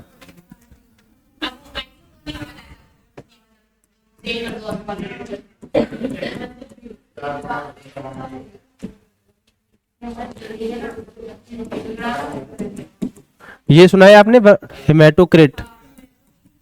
क्या होता है हेमाटोक्रिट? मतलब आरबीसी ब्लड का कितना वॉल्यूम ऑक्यूपाई करती है, उसको बोलते हैं हम हेमाटोक्रिट।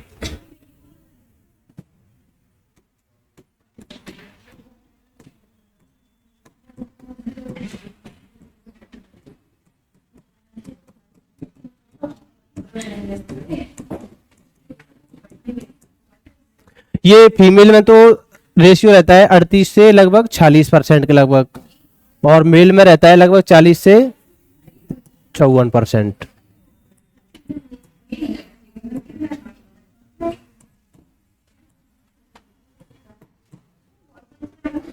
आपको हीमोग्लोबिन से क्या बोल रहे हो?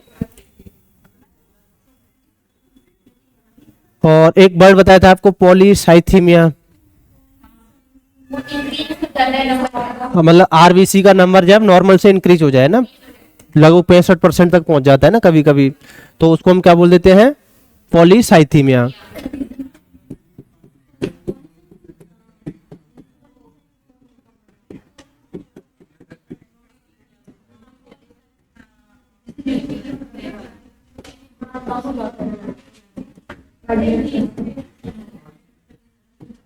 ये क्या हो जाएगा? इंक्रीज हो जाएगा। कितना पहुंच जाता है लगभग? ये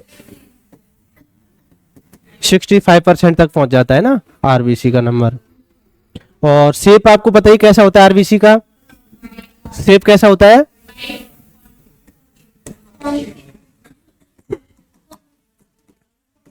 बाई कॉनकेव।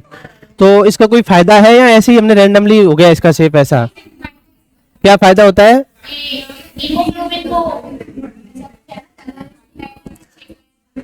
तो देखो आरबीसी का काम क्या होता है? O2 CO2 का एक्सचेंज करना, और जहां भी आपको एक्सचेंज करना होता है वहां पे आपकी स्ट्रेटजी रहती है सरफेस एरिया ज्यादा रखो। तो बाई कॉनकेव की वजह से इसका सरफेस एरिया क्या हो जाता है? बढ़ जाता है। तो इसका जो सरफेस एरिया क्या हो जाएगा? बढ़ जाएगा।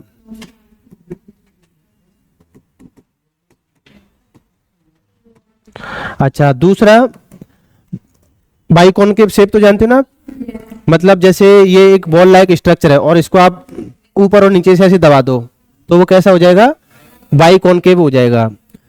तो अब अगर आप इसको किसी ऐसे सॉल्यूशन में डाल दो जो कैसा है? हाइपोटोनिक है, तो क्या होगा? अगर हाइपोटोनिक सॉल्यूशन में चली जाए आरबीसी कभी, तो उससे क्या होगा? पानी इसके अंदर आएगा। तो पहले तो जो बाइकॉनकेव है उससे स्फेरिकल बनेगी, फिर और भी ज्यादा अगर पानी आएगा तो बस्ट हो जाएगी ये। तो मतलब अगर आप इसको हाइपोटोनिक सॉल्यूशन में डालते हो तो ये ज्यादा टाइम तक सर्वाइव कर सकती है ना, बस्ट होने से बच जाएगी। अगर पहले से ऑलरेडी स्फेरिकल होती तो पानी थोड़ा सा अंदर जाता, क्योंकि सेल वॉल तो है नहीं इसके बाहर, तो बस्ट हो जाती। लेकिन अभी पहले ये बाइकॉनकेव से क्या होगी, स्फेरिकल होगी, है ना, तब जाके अगर लिमिट से ज्यादा आता है तो फिर क्या हो जाएगी, बस्ट हो जाएगी वो। समझ में आ गई बात। तो ये मतलब इसके लिए एक फीचर है, मतलब इसको बचाने के लिए। तो दूसरा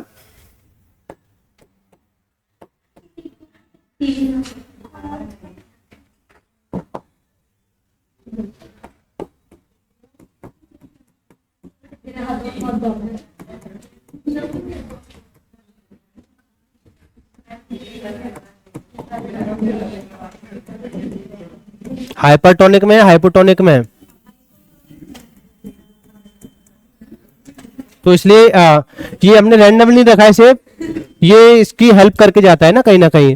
तो एक तो सरफेस एरिया बढ़ जाएगा, इसकी वजह से O2 CO2 का एक्सचेंज बढ़ जाएगा, है ना। दूसरा आपको पता है कि जैसे आरबीसी की कमी हो जाती है तो उसकी वजह से क्या हो जाता है, एनीमिया हो जाता है। अभी एनीमिया के सारे टाइप हम एक साथ पढ़ लेंगे ना बाद में। तो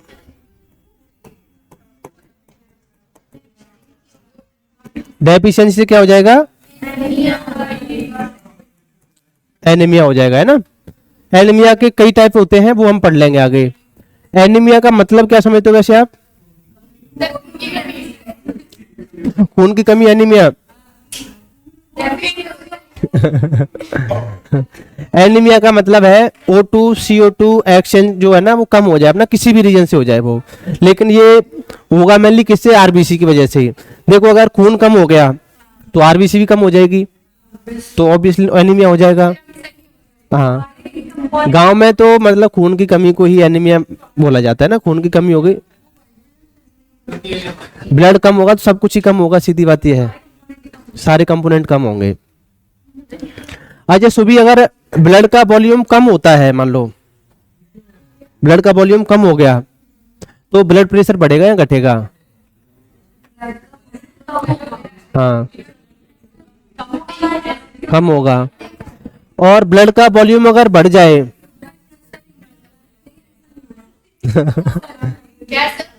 ब्लड प्रेशर अगर बढ़ जाए, वो क्या बोलते हैं, ब्लड का वॉल्यूम बढ़ जाए तो ब्लड प्रेशर बढ़ेगा या घटेगा।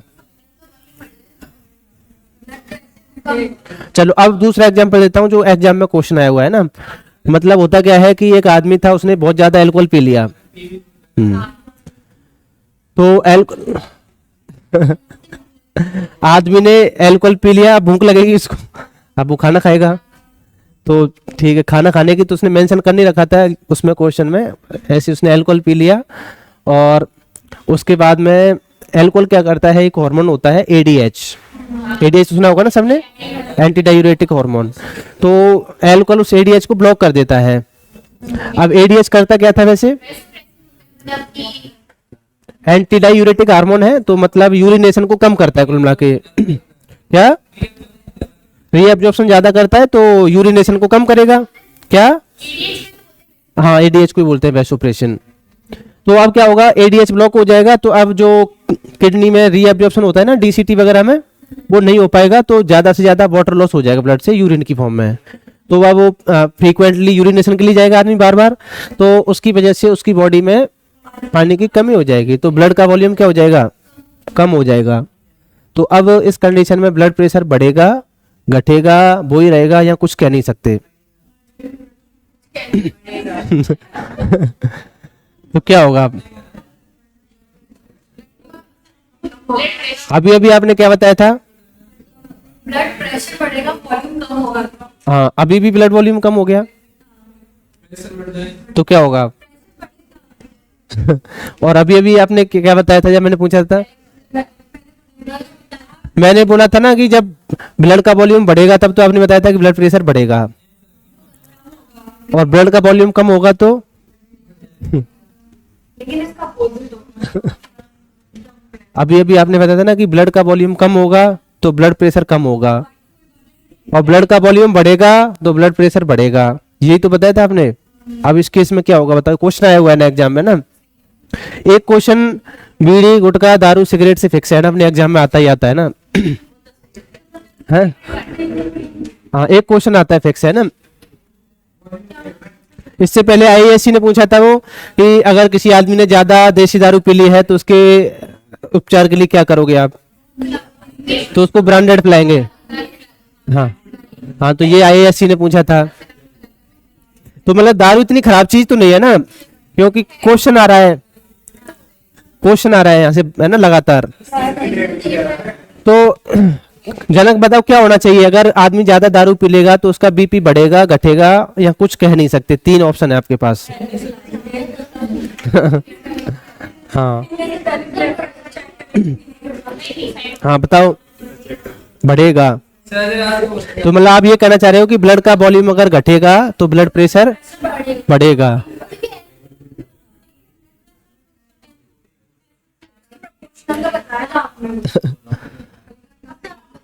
चलो देखो ऐसा होता है, एडीएच ब्लॉक हो जाएगा, एडीएच ब्लॉक हो गया तो अब रीएब्जॉर्प्शन नहीं हो पाएगा, तो उसका वाटर लॉस हो जाएगा ना।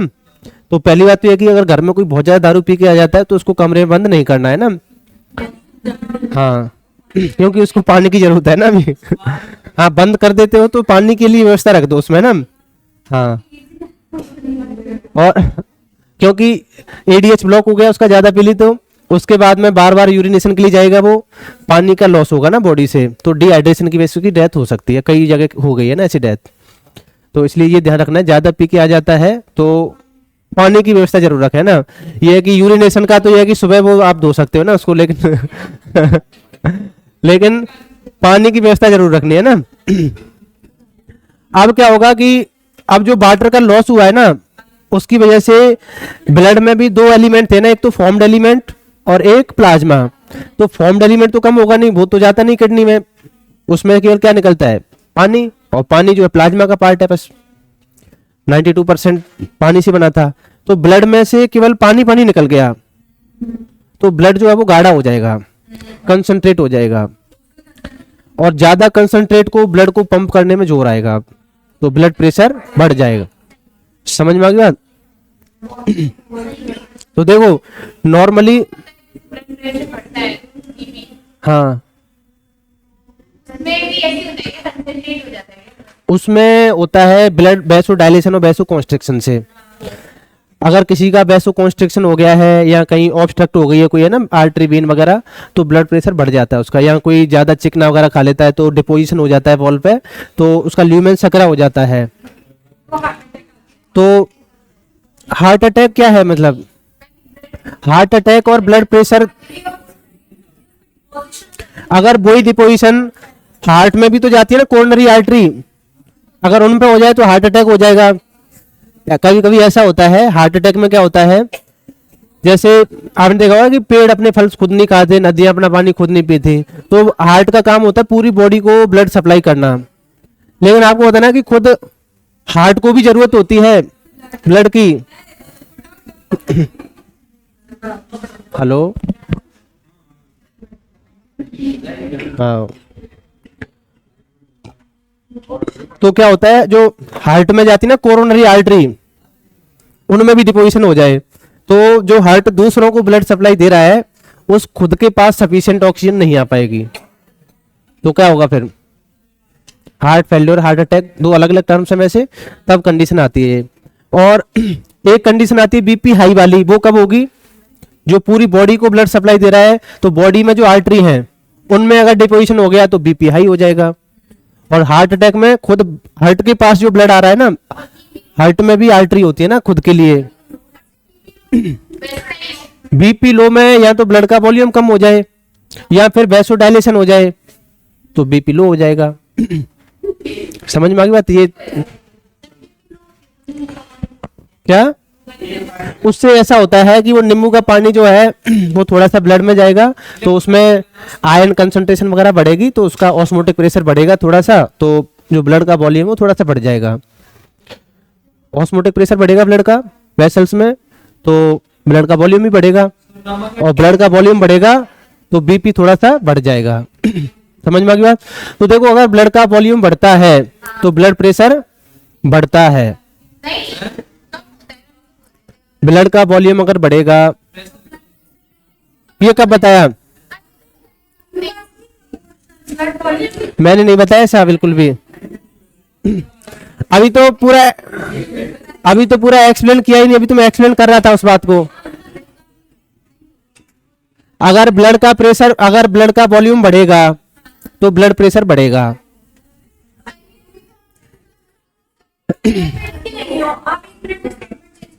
अभी मैंने पूरा एक्सप्लेन किया भी नहीं था, आपने पहले लिख लिया वो। अभी मैं एक्सप्लेन कर रहा था उस बात को।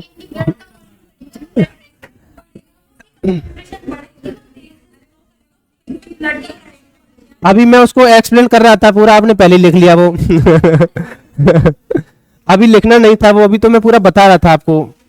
मैं बता रहा हूं, जब ब्लड का वॉल्यूम बढ़ता है तो ब्लड प्रेशर बढ़ता है, जब ब्लड का वॉल्यूम घटता है तो ब्लड प्रेशर घटता है। यही बात हुई थी अपनी शुरुआत में, यही बताया था आपने। हाँ, मैंने आपसे क्वेश्चन पूछा था नॉर्मली, तब आपने यही आंसर दिया था, और नॉर्मली यही होता है। नॉर्मली यही होता है ना, ब्लड का वॉल्यूम बढ़ता है तो ब्लड प्रेशर बढ़ता है, और ब्लड का वॉल्यूम कम होता है तो ब्लड प्रेशर कम होता है। लेकिन जो मैंने आपसे क्वेश्चन पूछा था उसका केस अलग था, उसमें ब्लड वॉल्यूम कम हुआ था। लेकिन ब्लड वॉल्यूम दो तरीके से कम हो सकता है। एक तो यह है कि मैं आपके उसमें इंजेक्शन लगा के ब्लड निकाल दूं 1 लीटर, तो अगर ऐसे में ब्लड निकालता हूं तो उसमें केवल प्लाज्मा नहीं आएगा, उसमें फॉर्म्ड एलिमेंट भी आएंगे साथ में, तो अब ब्लड गाढ़ा नहीं होगा। समझ में आ रही बात? केवल ब्लड का वॉल्यूम घटा है, बाकी ब्लड का कंपोजिशन वैसा का वैसा ही है। तो अब यहाँ पे ब्लड का वॉल्यूम कम हो गया है, इस वजह से आपका ब्लड प्रेशर कम हो जाएगा। लेकिन मैं किसी टेक्निक से केवल उसमें से प्लाज्मा निकाल लूं बस, तो तब भी ब्लड का वॉल्यूम कम होगा। लेकिन इस केस में ब्लड गाढ़ा हो जाएगा तो प्रेशर बढ़ जाएगा। समझ में आ रही बात? मैंने एक्सप्लेन किया नहीं था पूरा, आपने पहले ही उसको थ्योरी बना लिया। तो अब जो मैंने आपको केस दिया था ना, क्वेश्चन आया था एग्जाम में, बुक एल्कोहल के केस में आया था। तो एल्कोहल के केस में यूरिनेशन में केवल प्लाज्मा में से पानी पानी तो बाहर जाएगा, ब्लड में से बस पानी पानी बाहर जाएगा, तो बाद में जो ब्लड बचेगा वो गाढ़ा बचेगा। अगर आपका एक्सीडेंट हो जाता है कहीं और उस कंडीशन में ब्लड निकलता है तो अब उस केस में जो ब्लीडिंग होगी, ब्लड बाहर निकलेगा, तो उसमें फॉर्म्ड एलिमेंट, प्लाज्मा, सब कुछ बाहर निकलेगा। तो अब वहां पे भी ब्लड का वॉल्यूम कम होगा, लेकिन वहां पे ब्लड प्रेशर क्या हो जाएगा? कम हो जाएगा। अगर ओनली प्लाज्मा या पानी निकालते हो ब्लड में से तो वॉल्यूम तो तब भी कम होगा, लेकिन जो बाद में ब्लड बचेगा बॉडी में वो कैसा हो रहेगा? वो कंसंट्रेट रहेगा, है ना, फॉर्म्ड एलिमेंट की वजह से। तो उस केस में ब्लड प्रेशर बढ़ जाएगा। तो ये डिपेंड करेगा कि आप ब्लड वॉल्यूम कैसे कम कर रहे हो। समझ में आ गई बात? अगर नॉर्मली ब्लड वॉल्यूम कम हो रहा है तो ब्लड प्रेशर कम हो जाएगा, लेकिन ब्लड वॉल्यूम कम तो हो गया लेकिन कंसंट्रेट हो गया ज्यादा, तो कंसंट्रेशन बढ़ने की वजह से बीपी हाई हो जाएगा। समझ में आ गई बात? तो मैंने पूरा एक्सप्लेन नहीं किया था, आपने पहले ही उसको लिख लिया। क्योंकि अपन नॉर्मली पढ़ते हैं, लेकिन क्वेश्चन उसने डाल दिया वो एल्कोहल वाला, तो आपकी जो नॉर्मली अवधारणा है वो तो गलत हो जाएगी ना, उस क्वेश्चन को उसके अकॉर्डिंग करोगे तो। समझ में आ गई बात? तो एल्कोहल पीने से ब्लड का वॉल्यूम घटा था, तब भी ब्लड प्रेशर बढ़ा है, और नॉर्मली ब्लड का वॉल्यूम बढ़ता है तब भी ब्लड प्रेशर बढ़ता है। समझ में आ गई बात? तो अगर ब्लड गाढ़ा हो गया तब तो ब्लड का प्रेशर बढ़ेगा, और ब्लड का वॉल्यूम कम हो गया लेकिन ब्लड गाढ़ा नहीं हुआ, कमी होगा फिर, है ना। ये थी बात बस। तो अपन पढ़ते तो नॉर्मली है, लेकिन क्वेश्चन डाल दिया उसने वो एक्सेप्शन वाला एल्कोहल के रेफरेंस में ना। हाँ, डायरेक्ट नहीं डालेगा ना। तो तभी तो मैंने आपसे पूछा था, जो आपने आंसर दिया था वो सही था ना नॉर्मली, लेकिन उसने जो पूछा था वो एल्कोहल के रेफरेंस में पूछा था। तो वहां पे जो ब्लड प्रेशर बढ़ रहा था वो वॉल्यूम की वजह से नहीं था, वो एक्चुअल में कंसंट्रेशन की वजह से बढ़ रहा था ब्लड का प्रेशर। अच्छा, अब ये तो हो गया इसका शेप वाली बात हो गया ना।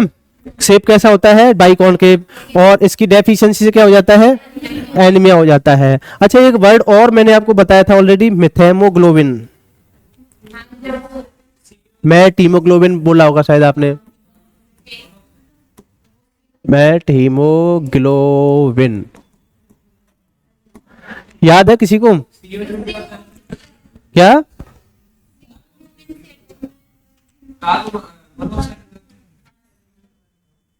ऐसा बताया था क्या? और इसका याद है कि वर्ड तो याद है ना, पढ़ाया था कहीं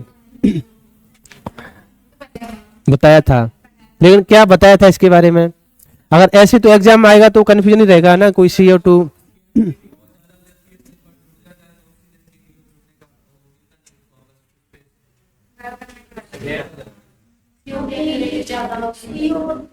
किरण अब तो आपको टाइम मिल रहा है पूरा पूरा, अब क्या कर रहे हो आप बताओ अब?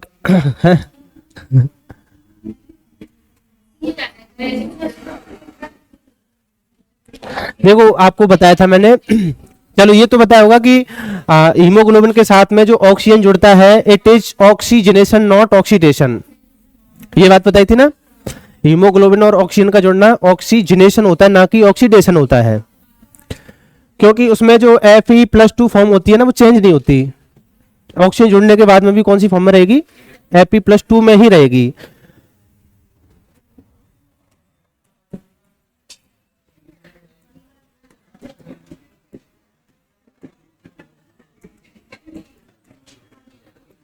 लेकिन कई बार क्या होता है, ये Fe+2 वाली फॉर्म है किसमें चेंज हो जाती है, मतलब इसका ऑक्सीडेशन हो जाता है, जो उसमें आयरन प्रेजेंट रहता है ना उसका हो जाता है ऑक्सीडेशन। तो जब इसके आयरन का ऑक्सीडेशन हो जाता है तो जो हीमोग्लोबिन होता है उसका नाम ही क्या हो जाता है? मैट हीमोग्लोबिन, मतलब है तो हीमोग्लोबिन ही है, बस उसमें जो आयरन प्रेजेंट है उसका क्या हो चुका है इस बार? ऑक्सीजनेशन के साथ साथ ऑक्सीडेशन हो चुका है उसका। समझ में आ गई बात? तो उस हीमोग्लोबिन का नाम ही हो जाता है मैट हीमोग्लोबिन, और इसका कलर जो है चॉकलेट ब्राउन कलर का हो जाता है ना, आपको दिखाया था ना, ये याद हो ना? अब याद आ रहा हो थोड़ा बहुत। हाँ लेकिन फिर क्या होता है हाँ इस तरफ है ना, बताया होगा यहाँ पे ना, याद हो तो क्या अभी अब कुछ ऑर्गेनिज्म है इनमें 4-5% तो इसका लेवल मिलता है तो नॉर्मल बात है ना, लेकिन कभी कभी इसका लेवल बढ़ जाता है तो उसकी वजह से थोड़ा सा मतलब ब्लूइश कलर हो जाता है इसका, है ना। लेकिन इसको रिपेयर करने के लिए आरबीसी के पास में एक एंजाइम मिलता है मैट हीमोग्लोबिन रिडक्टेज, ये इसको वापस से रिड्यूस करके इसमें चेंज कर देता है, तो वापस से इससे क्या बन जाएगी? हीमोग्लोबिन बन जाएगी।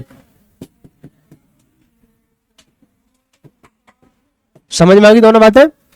तो ये ऐसे एक्सचेंज होता रहता है, इसमें कोई बड़ी बात नहीं है ना। तो ये हीमोग्लोबिन से मैट हीमोग्लोबिन और फिर वापस से रिडक्टेज के द्वारा फिर चेंज हो जाएगा।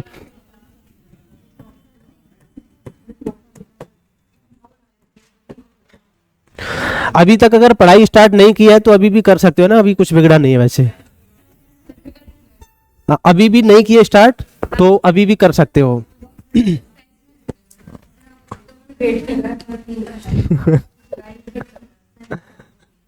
वो शादी में ले जाने के लिए खड़े हैं